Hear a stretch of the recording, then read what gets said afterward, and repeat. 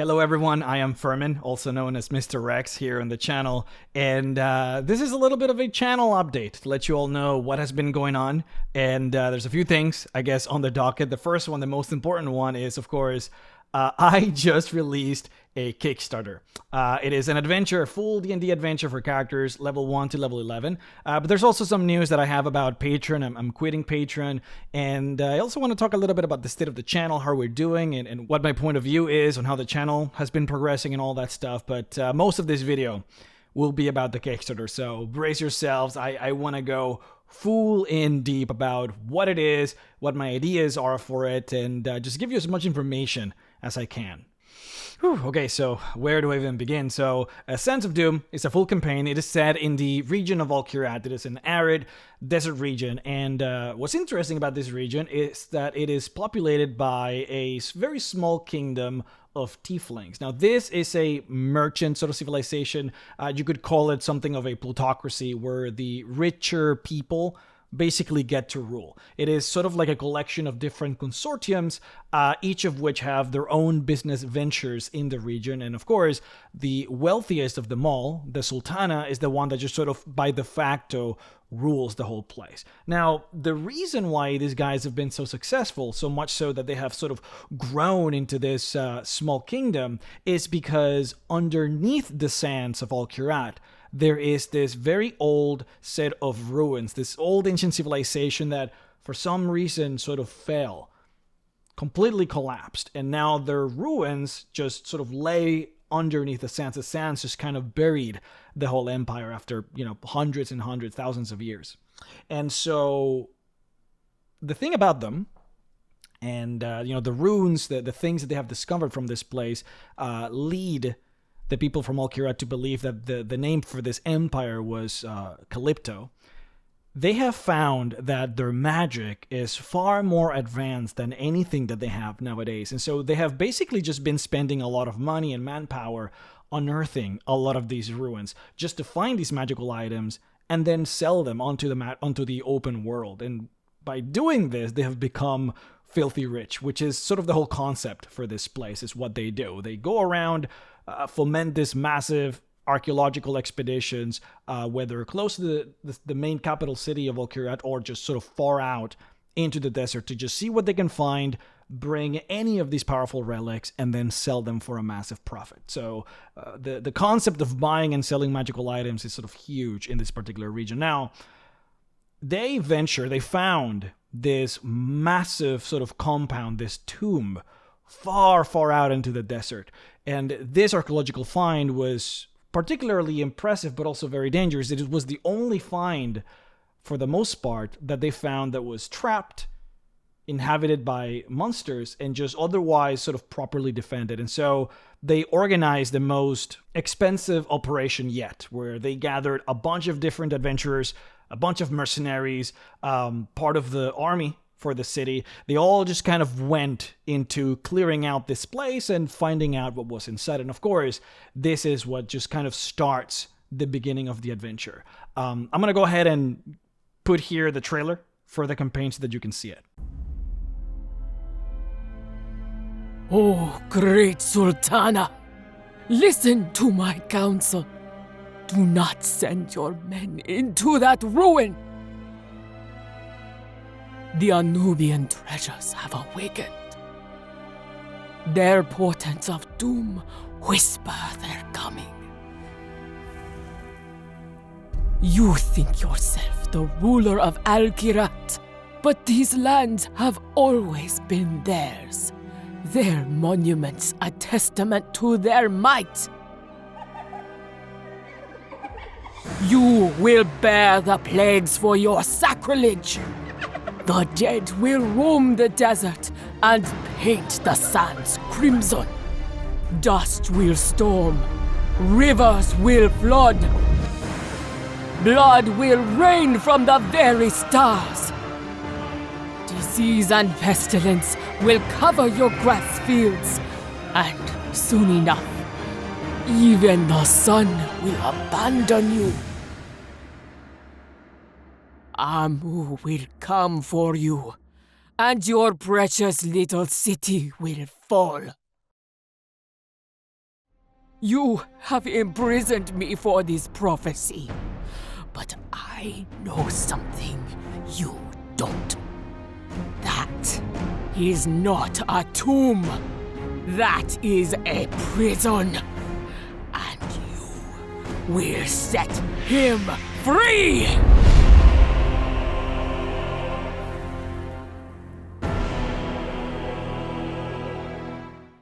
So by unearthing this compound and attempting to clear the inside of this place, they basically awaken this ancient sort of king from Calypto, Lord Amu. And so as he awakes, he himself awakens this sort of old army that used to belong to him in life.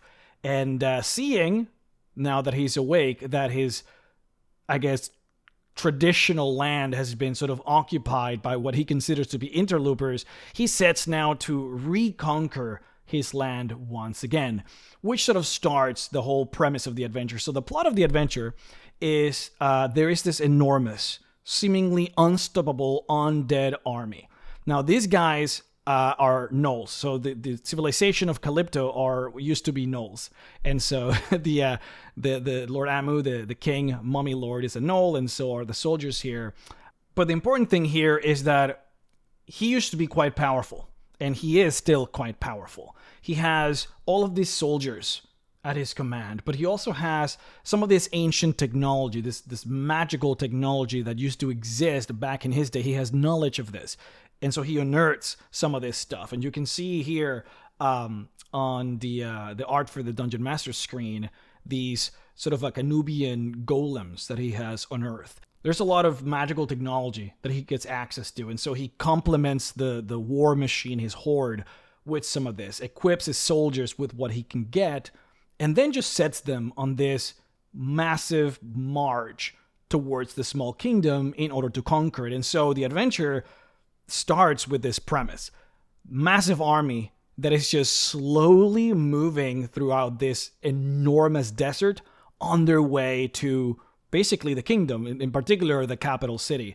And so the tiefling inhabitants, the merchant lords that live there, attempt to defend it, right? They kind of set themselves down, protect their walls, and get ready for what is effectively going to be this enormous siege. And the adventure is going to be about the preparations that the players do.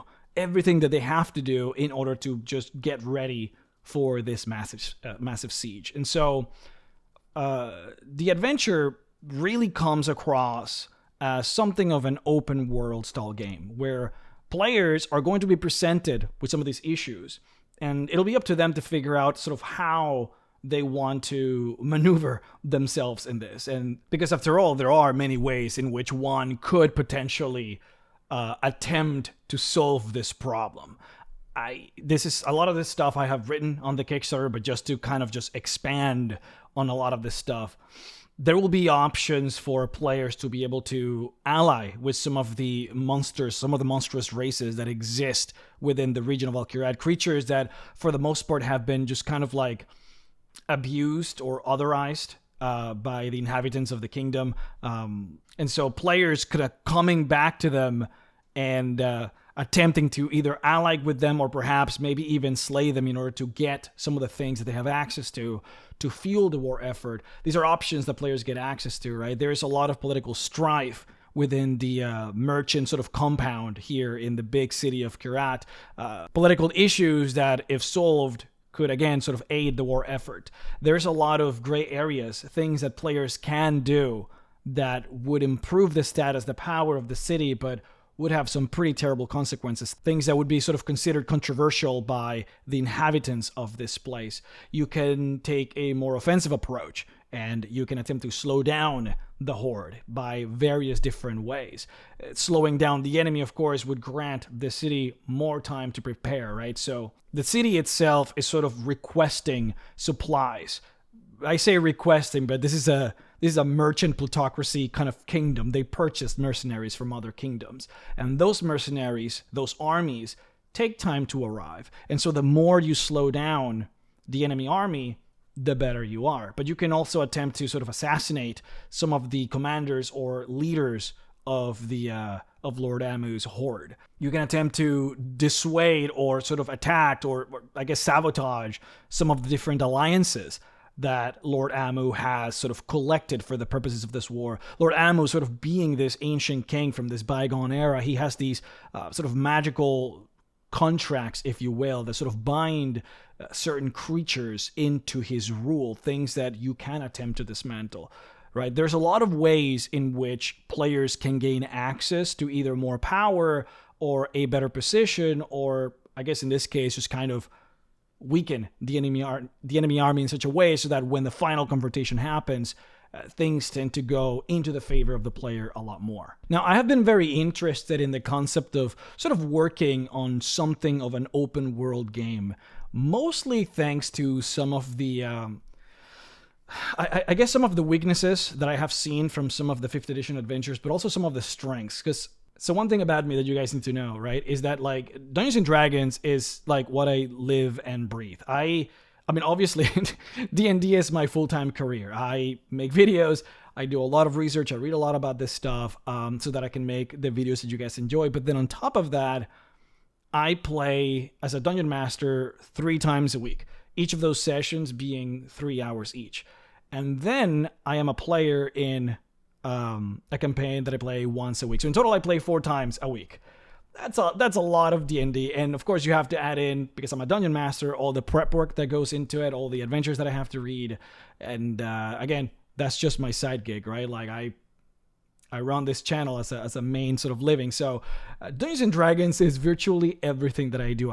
I read a lot about this stuff. I basically just spend every waking moment just thinking about this stuff, and so throughout my tenure here in 5th edition, sort of playing a lot of games, DMing a lot of games, I have gotten to learn a lot about how certain adventures work. And I've always been fascinated with the concept of sort of granting players as much freedom as it is possible without actually breaking the game or making the experience not quite as satisfactory. For example, and I'm going to try not to spoil any adventures, but I will talk about how some of these adventures are sort of designed, specifically Tomb of Annihilation, Curse of Strahd, and Storm King's Thunder.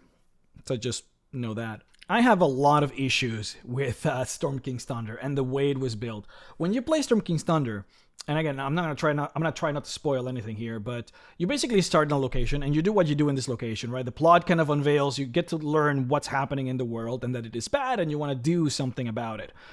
But then there is this entire sort of first set of chapters where the game expects you to just sort of free roam across the world. And in order to sort of facilitate that, they give you side quests. But the problem, first of all, is that the side quests are that. They're side quests. They'll tell you something like, hey, here, you did amazing. Thank you so much for saving us. Here's a letter. With this letter, you can get maybe like more work. Deliver this letter onto this guy at this location. And then you look at your map, you realize the location is really, really far away in-game, maybe about like maybe a month of travel time. And then the idea of the adventure is that you find things to sort of do along the way. Like plot just kind of unveils as you tend to do random things. The problem that they kind of found themselves in is that there was no drive for players to do much during the open world section that they had. The side quests were pretty weak. More importantly, the world was far too big. Players would find themselves in this situation where they would open the map and they would get excited. Oh my god, look at how many places we can go to. Are you serious? We can go to Luskan? We can go to Waterdeep? This happened to me. I always wanted to like go to Waterdeep. This was obviously before Dragon Heist. And you see the map and it just blows your mind that you can do all this stuff. Is this even possible? And then you go to Waterdeep and turns out there is no content for Waterdeep. There is no content for Neverwinter. Luskan, Mirabar, all these like enormous, like you look at the map and these are the biggest points. Like this is what your eye gets drawn to on those maps. And you can't do anything on those locations. There's just nothing to do there. Instead, you're meant to just pass through these locations and just kind of ignore them and instead focus on the plot. However, in the open world section, there was no plot. It was really just a bunch of side quests. So overall, there was a lot lacking. But then you look at something like Curse of Strahd. In Curse of Strahd, the plot was always right in front of you. Strahd, basically, right? You know where Strahd is, you know where he lives. At any point in time, you can just go and challenge him. However, you know that you're not ready. And you, more so than that, you want to get ready, right? The idea of what you have to do is very clear, and you can go and challenge him at any point in time whenever you want to, but you want to prepare. You want to explore. You want to get to know the lands better. You want to form allies. You want to collect these, powerful magic items that are scattered across, the Holy Sword, the Amulet of Ravenkind, the Journal of Strahd, all these things you want to collect because you know that they'll make you more powerful, they'll give you more knowledge, and when you feel like you're ready, then you're going to go. What happens here is the actual drive is there. Everything that you're doing, Curse of Strahd, matters to the plot, to what the goal ultimately is. But I might even argue almost more important than that.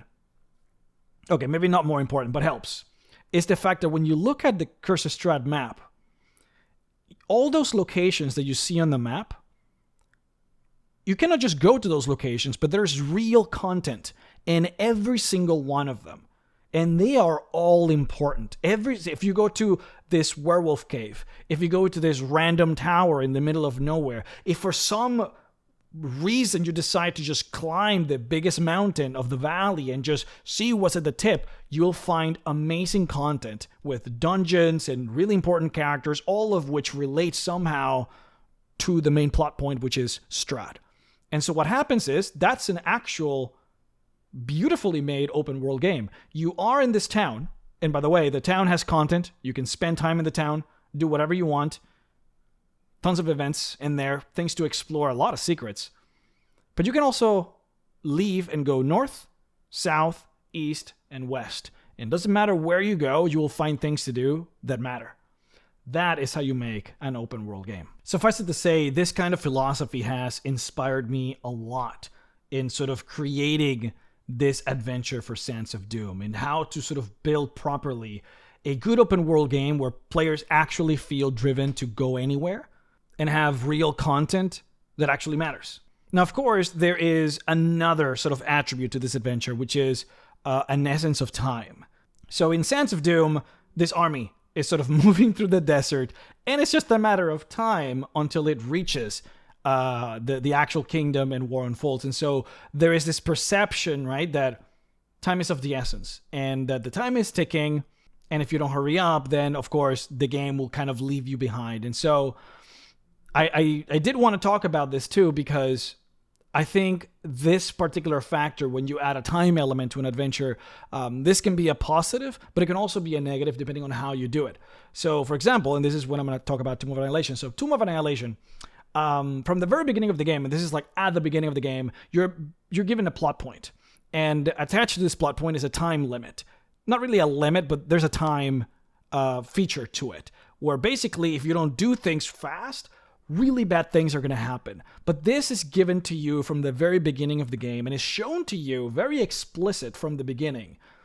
And so what ends up happening in that particular adventure is you have this beautiful town, the port of Nyansaru, which is an amazingly built town. The town itself, the map is gorgeous. The themes and flavors are spectacular with all the dinosaurs, and the jungle vibe is amazing. There's a lot of events to do there. There's a lot of secrets to explore. There's like places that you can go to. The merchant leaders in there you can talk to, and they have quests for you. It's very rich in things that you can do, but because there is a time element, and because of how thick the jungles of Chult are, the reality is that if the Dungeon Master sets the plot as it's meant to be set, with this time limit starting from the very beginning, you will feel like you have to leave Port Nyansaru as fast as you can. And after you leave, it will feel very awkward to return, because the reality is that the jungles are very thick. There's a lot of content in the jungles. And because of that, it might take multiple sessions just to get to your primary destination within the adventure. In-game time, it could be months traveling anywhere in that jungle. So from an in-player character point of view, there's like no reason to ever return to Port Nyansaru after you leave it, because time is ticking. We just can't do it. Like, there's no time. We have to go deeper and solve the problem, right? The plot is out there. We gotta do it fast. This makes it so that exploration is not quite as fun. It makes it so that you can't really return ever. If you have quests over there, those quests are basically forfeit. It does create some issues. However, there are some positives. There's a lot of drive that comes out of having this time limit. So it's about how well you do it. And I was a player in Tomb of Annihilation. I got to experience that time limit from a very negative way. In a very negative way. And as a player, I experienced it and I saw how problematic that was. And then I DM'd the adventure with a couple of fixes that I had for the adventure. And I found the experience to be far, far smoother. My players could return to Porniansaru happily. They could quest in there without having to worry about certain issues, right? And then, of course, the time limit exists. It just exists in a different way. It's designed differently. I'm trying not to spoil. I'm trying to be as vague as possible, right? But in essence, I learned a lot about it. And so from all these adventures that I have played, all these years and years of just playing in 5th edition and just going through these adventures and doing my own content here on YouTube, I feel like I have learned a lot about how to build these adventures and how to add these elements while simultaneously sort of eliminating or removing as much as possible the detriments to those elements. And so I have built this framework for how players kind of just get to explore the regions of Al-Kirat and how that translates into the army moving forward in such a way so that players do get this freedom to be able to enjoy the land, to be able to enjoy the game, while simultaneously feeling that pressure that the decisions that they're making do matter. And as they make decisions, time moves forward until eventually, it might be too late to do anything else. And so a big part of this adventure, Sands of Doom, is as you make choices within the adventure, those choices sort of get permanently marked, so to speak, within the world. Choices have repercussions, and these choices open some doors, but then also close other doors. If you save a person, of course, that person is saved. There might be some repercussions along the way. Some people might be angry at you, whatever. If you didn't choose to save him because you went another route and that person dies, of course, it's not just that you don't have that person, but the things that person would have done don't happen anymore. Or perhaps Lord Amu gets to raise that individual as an undead, and now you have to deal with some other things. So the idea here is that there's this big focus on the siege aspect, which is, of course, the climactic moment of the adventure. And as you make things, as you travel and you collect things and you talk to people, solve problems, but then inevitably get to ignore some other problems, all those things get reflected right there at the end, and you end up with basically a very personalized sort of siege at the end. The enemies are going to be different. The abilities that they get to use are going to be very different. And of course, it could be more difficult or it could be easier depending on how those choices manifest into the world.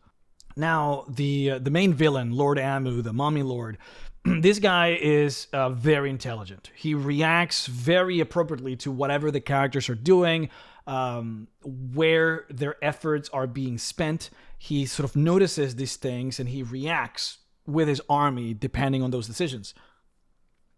In particular because outside of the army sort of moving forward, Lord Amu is interested in this particular set of artifacts, the Anubian relics. So the Anubian relics are these divine magical items that are blessed with really powerful, holy energy from the Calypsian kingdom. These were sort of these relics that were given to the high priests of that particular civilization to sort of both commemorate but also grant them the powers that allowed them to sort of lead the people of this kingdom. And so as the kingdom inevitably fell by circumstances which I will not divulge here because it's all part of the story, the relics just turned off, so to speak, fell into this state of stasis and were buried alongside their corresponding priests. So these relics have been opened up here and there as the Al-Kirati kingdom has been unearthing some of these. So you can find them everywhere. Some of the monstrous races have some. The people from Al-Kirat, the tieflings, have some. The villains collect some. And these artifacts are meant to be actual legendary items. That if you collect one of these, they should radically empower you in such a way that you would typically not see that in an adventure. They're a huge deal. And so they're scattered sort of across the lands, and players can collect them, and that is one avenue that players have access to, where they can choose to sort of empower themselves rather than, say, empowering the defenses of the city or crippling the enemy city. This is like another option that players have in order to battle better within this coming conflict. But the thing is that the enemies are also trying to collect them. Lord Amu is seeking these, whether to wield them for himself or to grant them towards his commanders for a greater set of cohesion within the Horde. And so this is one of the main ways in which the commanders, and specifically also Lord Amu, sort of comes into contact with the players, because this is a type of adventure where you interact a fair amount with the villain.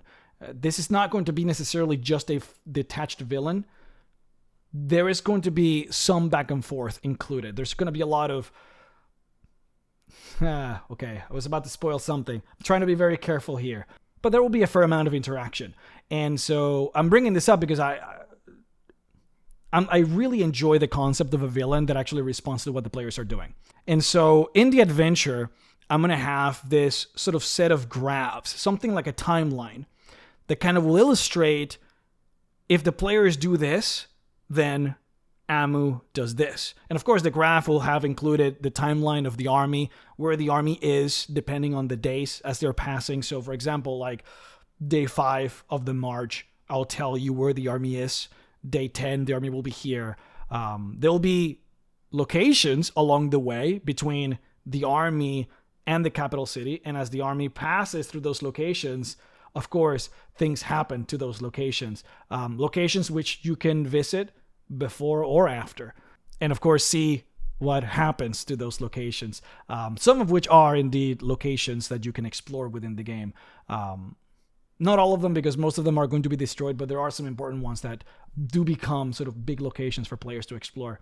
And yeah, I guess that's about it. I feel like I could talk about this a lot. The actual siege itself will be the biggest chapter in the adventure. I really want to make sure that it has all the content that it needs to have for that very proper payoff, right? Like I want it to be, as big as something like the Tomb of Annihilation or the Castle Ravenloft from Curse of Strahd. Like I want to dedicate a lot of pages, is what I really mean here, into making sure that this is as epic as it can be.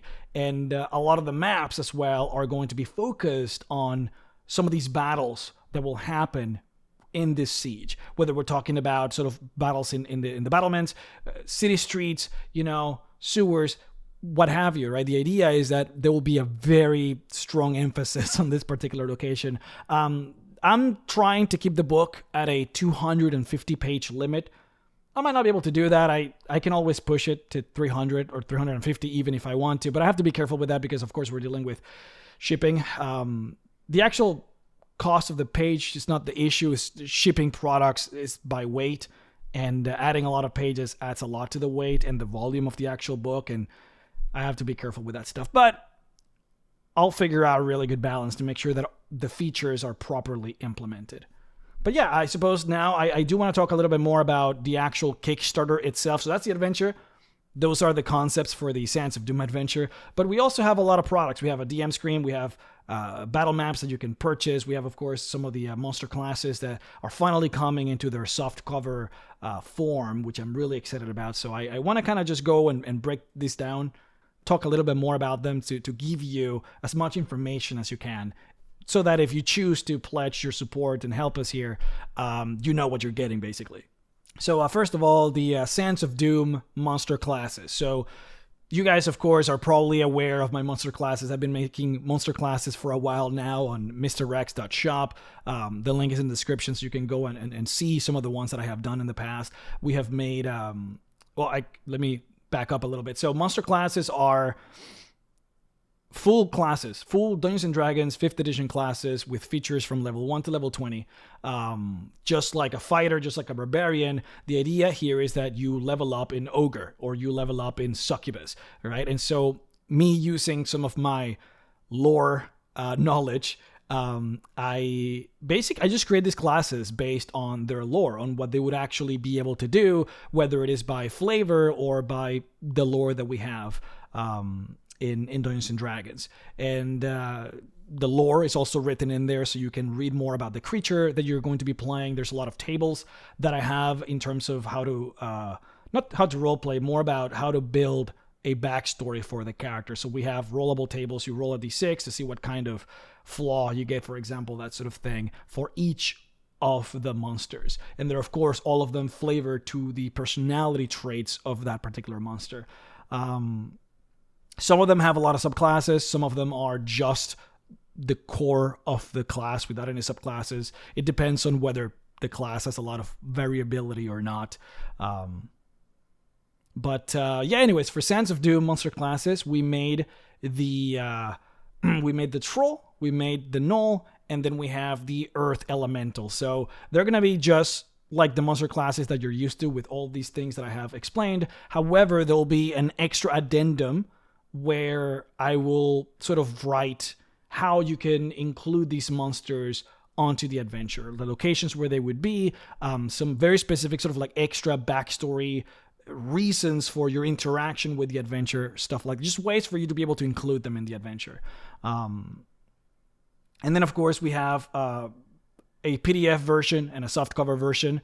These are going to be, by the way, the only ways in which you're ever probably going to get softcover versions. For me, printing and shipping is very complicated. I don't really have the infrastructure to be doing this like all the time. So doing it through the Kickstarter is probably going to be the best way for me to be able to give you actual, tangible, physical products. So if you actually want a softcover book for monster classes, this is the time for you to do it. Which brings me to my extra monster classes. So extra monster classes are the monster classes that you already know from my website, mrrex.shop. So this would be, again, the Diva, the Succubus, the Ghost, the things I've already made. So a lot of you have been asking me for a softcover book version of them, and so that's what I did.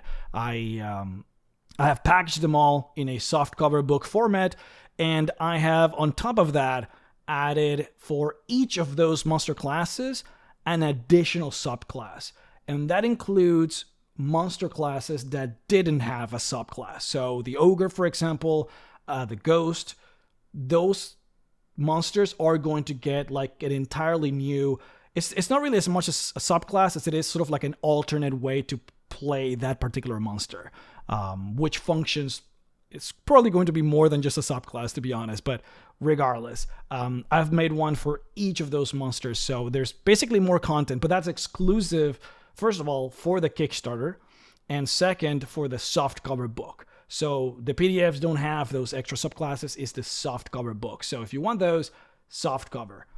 Now, and this is an aside, those of you who have already purchased some of these old PDFs, there is an update coming that I'm hoping to be able to give you the update for free. I have to figure out how to do it.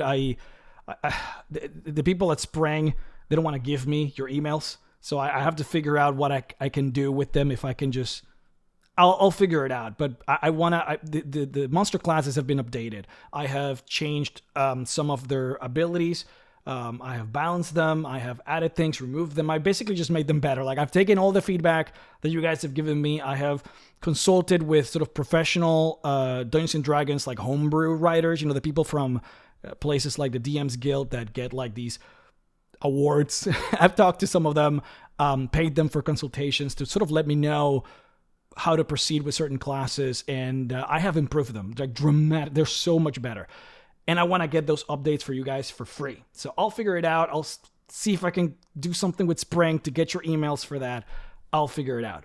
So you don't have to worry about that. But do know that the PDFs that you purchase from the Kickstarter, including the softcover versions, will have those updates already in there.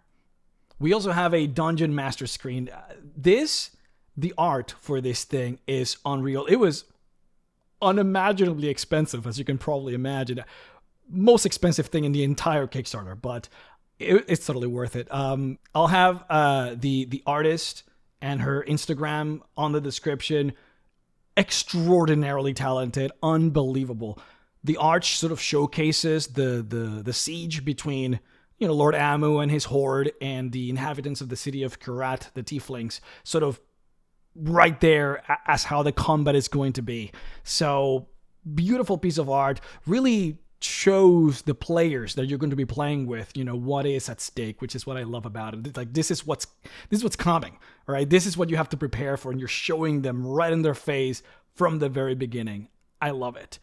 And the tables that we're going to have in there, we're going to have a lot of tables that I have learned, that I've basically, me, myself, been using on all of my Dungeons & Dragons adventures that I found to be unimaginably useful. Things like how much gold players should be getting sort of per level. Very important in particular because in this adventure, the purchasing of magical items is like a big part of the adventure. There's going to be a lot of magic shops. Players are going to be able to just go into a bazaar and purchase magic items. So gold collection is important. Keeping track of that stuff is important. But also, because of the nature of the open worldness of the adventure, there are times in which you have to scale up or scale down certain encounters. And some of this information will be in the book, of course.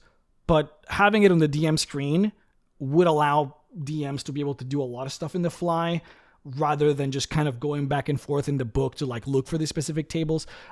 But what I want to try and do is I want to try and find a really good balance between finding things that dramatically help you as a dungeon master in this adventure while also allowing you to be able to use the DM screen for your other games. So that table, for example, that lets you kind of just modify challenge rating of monsters sort of on the fly, that's something, for example, that helps here, but it would also help you in other adventures. The same thing with the gold acquisition table. That's what I want to put on this table so you have a general idea for what's in there. We also have, I'm looking at my notes here, so battle maps. So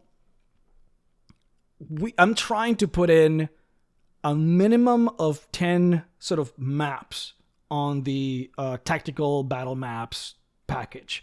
This would mean at least 5 different sort of posters with a art on the front and art on the back so that you can flip them, right? So that's the minimum. The thing is, I want to include as much as possible, right? If I can afford to put in 15 maps, I guess it would have to be even 16 maps, I will. I'm going to try and fit in as much as I can. It's hard to tell how expensive they will be and how I do the packaging.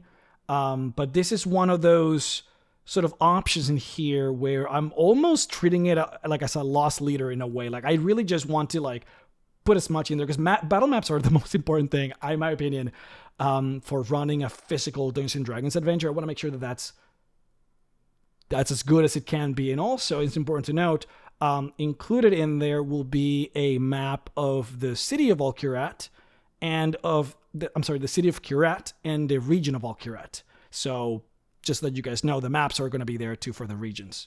My voice is dying because I've been speaking for over 40 minutes. So the magic item deck, the bazaars, a big portion of the city, players can go and buy magic items. We already talked about that. So the magic cards, they are there to allow a dungeon master to populate their bazaars in a way that feels interactive with the player. So what I envision this to be is, say that you're in person, right? A player will walk to you and say, hey, I want to look at what's available for the shop. You as a dungeon master will look at the deck of cards.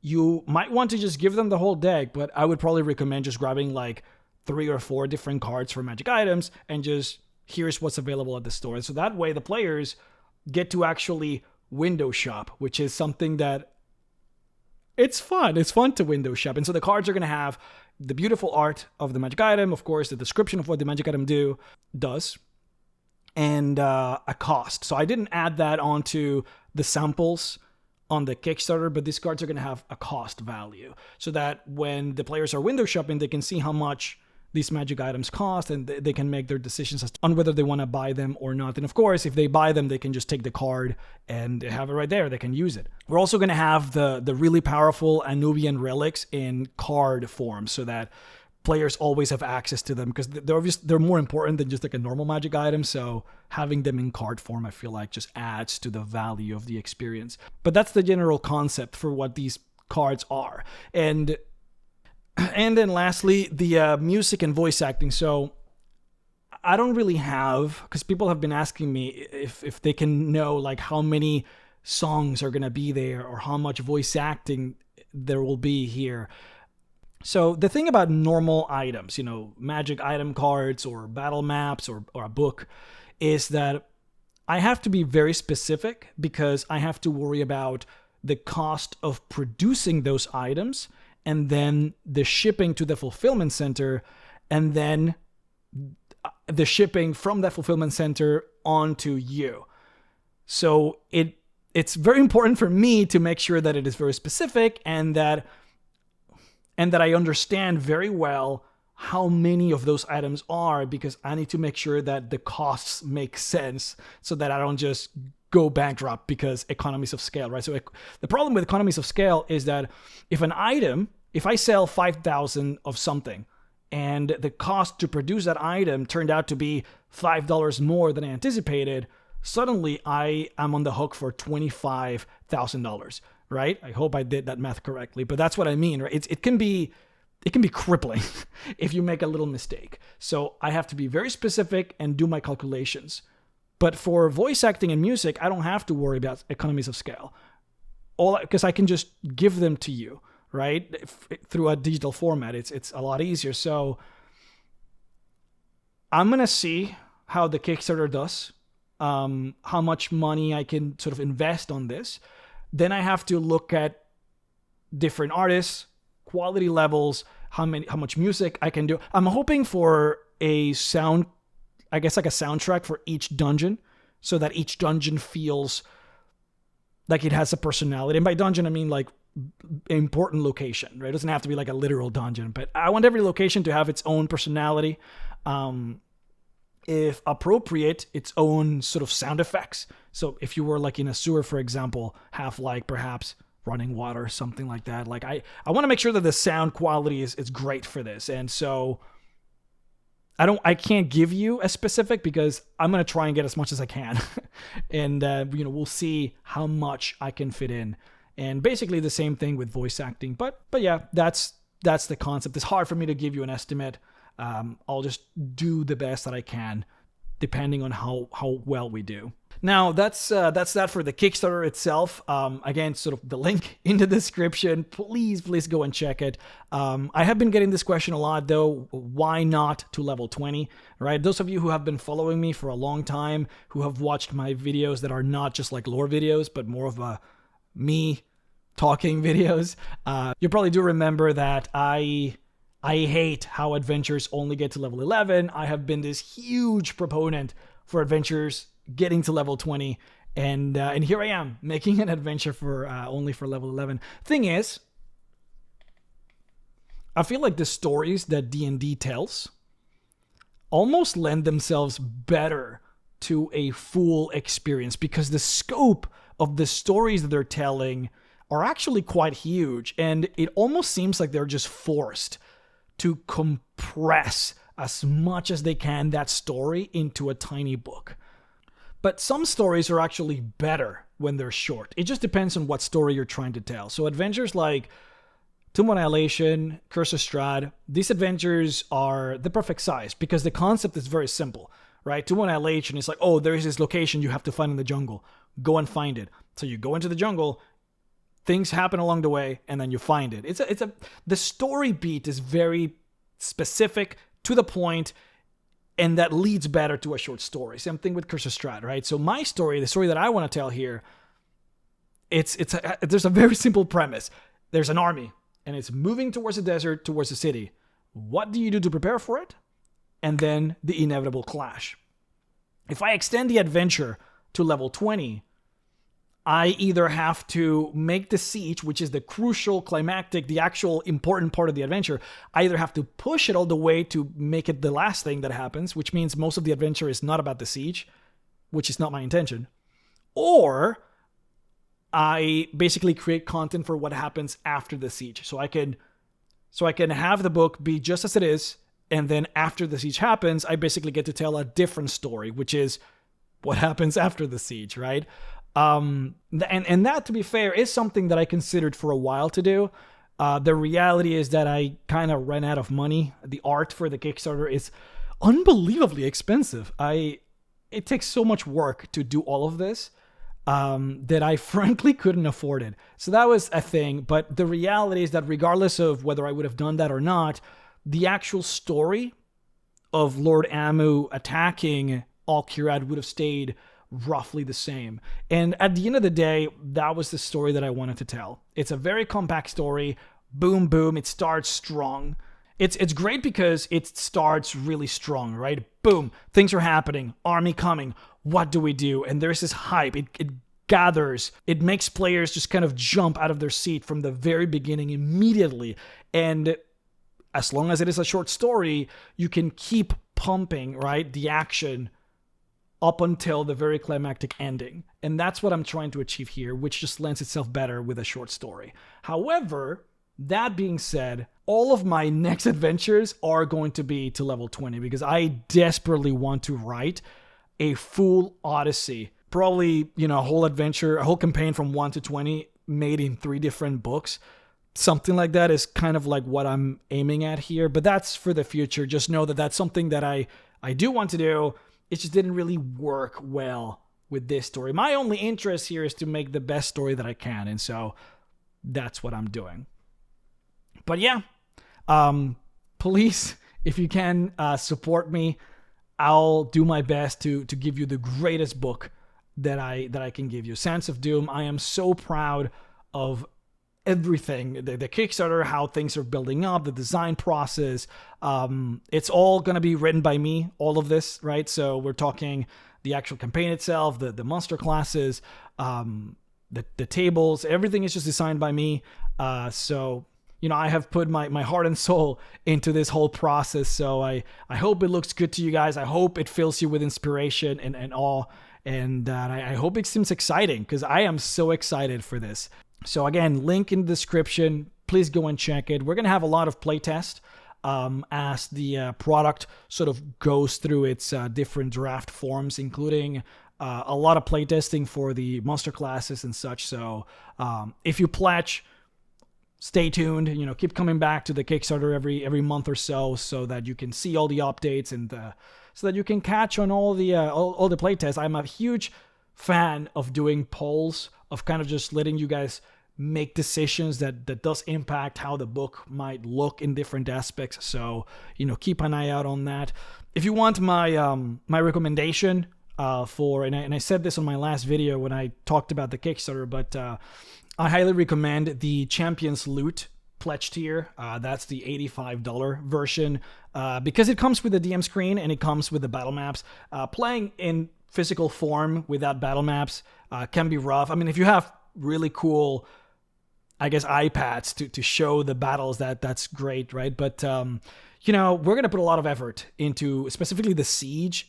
We're gonna have some amazing maps with a lot of complex verticality to it. So having the battle maps, it's really good. Plus the DM screen looks so good. So that would be what I would recommend to get the best bang for your buck.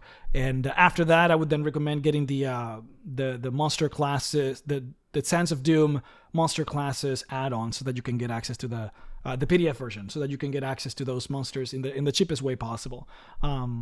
That would probably be my recommendation. But yeah, I hope it looks good to you guys. And now that we have talked about the Kickstarter, I do want to now transition a little bit into the Patreon.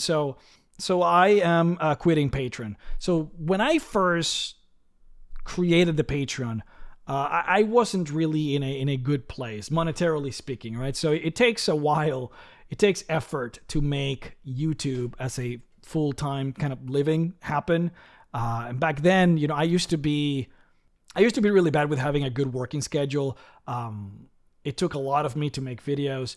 And it was rough, right? To keep myself afloat, and I was kind of jumping from country to country. It's a whole my life's drama. It's long and full, and we don't have to get into it. But Patreon was necessary, basically, for me to just eat and pay rent, and it really worked. Like you guys pulled through, supported the channel. It's thanks to Patreon, really, that I've managed to maintain the channel running on a consistent basis. And I have nothing but just so many good memories of Patreon just kind of saving my ass, you know, which is why it almost comes with a it comes very painfully for me to for me to cancel it, just because of what it's done for me in the past. However, you guys have been amazing. So as you all know, we've been running the shop, MrRex.shop. We've been making PDFs from the What They Don't Tell You About Magic Items, the armor redesigned PDF, and all the monster classes. You guys have been super supportive. You guys love the content. I love making it, and the shop is doing great. So I basically came to the realization that you guys are supporting the channel so effectively in the shop that now it feels weird to have the Patreon. The Patreon had a purpose, and it did its purpose, right? But now it feels weird to me to be asking money from you, from Patreon, when almost, freely, so to speak, when I could instead just give you content that you can purchase, something that you can actually enjoy, and have you support me in that way. It feels more gratifying for me. It feels less, because now it feels scummy, right? Before I needed the money, now I don't. And so it's weird to ask for it. So that's basically the reason. I do want to give up. I am just blown away by the support that you guys have given me, especially those of you that support me at the $25 level. You guys, of course, have heard their names at the end of every single one of my videos for the longest time now. I don't know how long it's been anymore. But, you guys are the ones that really saved me when I needed it. So thank you. Thank you very much. Of course, if you guys want to keep supporting me, you can purchase the PDFs in the shop. You can go onto the Kickstarter and support me there. I want to give you content from now on. So Patreon is now off. I know some of you have purchased the yearly option where you pay the lump sum for 1 year. I'll make sure to give you guys the prorated value of what's left of that money, if that makes sense, back to you. Otherwise, no one should be getting charged for January. So there's that. Just wanted to come here and kind of talk about that. And lastly, the state of the channel. So overall, it's hard for me to say anything but just how amazing the channel has been going.